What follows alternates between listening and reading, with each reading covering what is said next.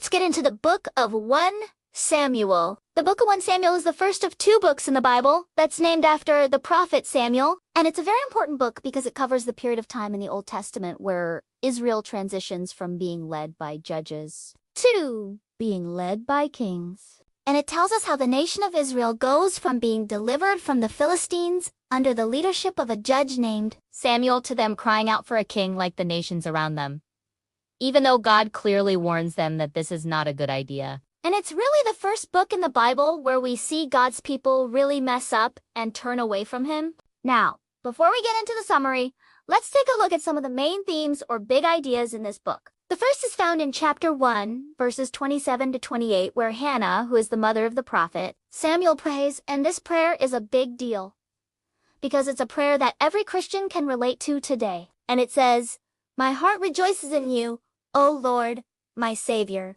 You have saved me from my enemies, and all those who hate me are no more. Only the Lord. He is worthy to be praised, and He alone is exalted above my God." This is so important because it shows us the heart of a true worshiper, someone who understands that God alone is worthy to be praised. The second theme we find in chapter 8, verse 7, where God says to Samuel, "They have not rejected you, but they have rejected me from being king over them. It is I who gave them up to their own devices and who brought them into this land.